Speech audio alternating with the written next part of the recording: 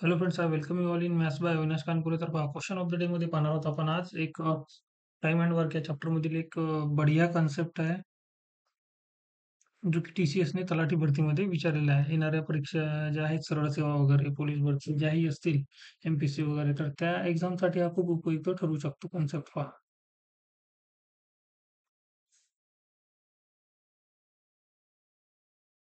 एक टाकी साधारणपणे 7 तासात भरते. पहा, एक सपोज एक टाकी आहे जी की 7 तासात भरते. जेव्हा तिच्या तळातून गळती होते तेव्हा ती भरण्यास 8 तास लागतात.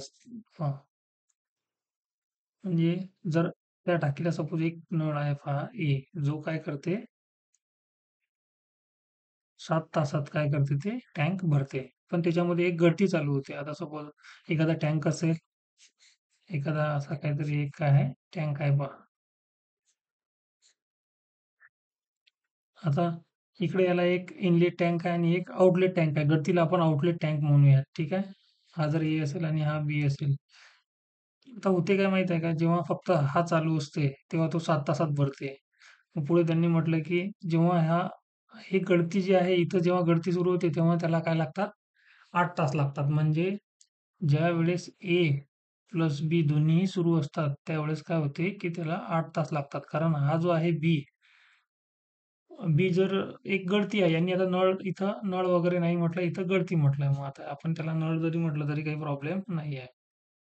आता हे दोन्ही जेव्हा चालू राहतील, इथं भरणंही चालू राहील टाकी आणि इकडे गळतीही सुरू राहील, तर तेव्हा काय होते त्या केसमध्ये की 8 तास लागतात टँकला भरायला.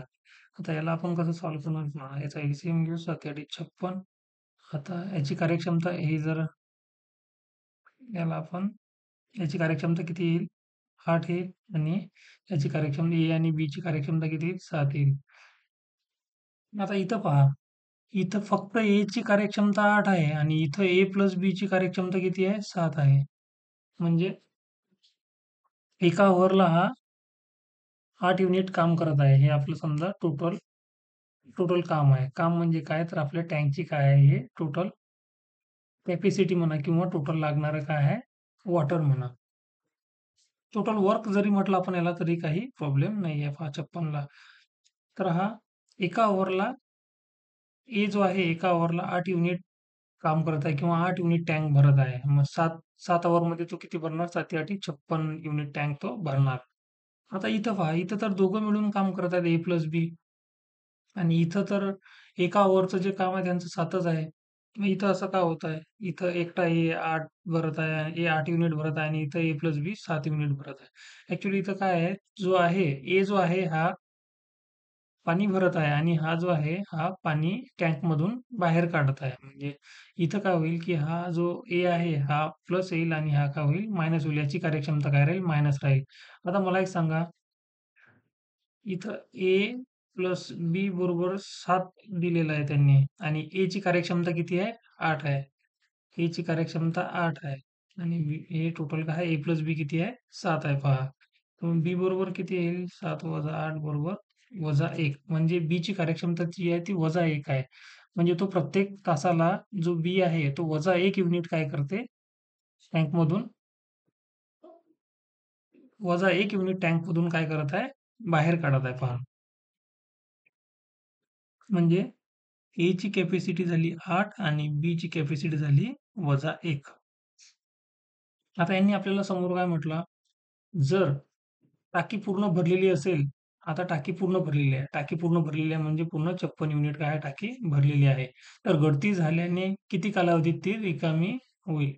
आता गळती झाल्याने ती किती कालावधीत रिकामी होईल? आता समजा ही पूर्ण टँक भरलेली आहे म्हणजे हे टोटल वर्क आहे आणि गळती आपली पर हॉवरला 1 युनिट होते. 1 ने याला डिव्हाईड करणार म्हणजे 56 हॉवर लागतील आपल्याला. जे की आपलं काय आहे, ॲन्सर आहे पहा. तर या टाइपच्या क्वेश्चनमध्ये काय होते, जेव्हा ही जो टँकमध्ये गळती असते किंवा टँकचा जो आउटलेट आहे, पाणी बाहेर काढणारा जो नळ आहे, तर त्याच्यामुळे काय होते, की या दोघांची किंवा 3 नळ असतील तर तिघांची काय होते, जे कार्यक्षमता आहे ते कमी होत असते. आता इथं पहा, एकाची कार्यक्षमता जर 8 आहे, तर दोघांची कार्यक्षमता इथं 7 झालेली आहे, कार्यक्षमता कमी झालेली आहे. का? तर इथं काय आहे, एक गळती झालेली आहे एका नळामध्ये किंवा एक जो नळ आहे तो पाणी टँकच्या बाहेर काढत आहे आणि एक एक इनलेट आहे आणि एक आउटलेट आहे. म्हणून इथं कार्यक्षमता कमी झालेली आहे. हे लक्षात घेणं गरजेचं आहे. तर भेटूयात आपण नेक्स्ट व्हिडिओमध्ये शानदार कन्सेप्ट सोबत. Thank you friends.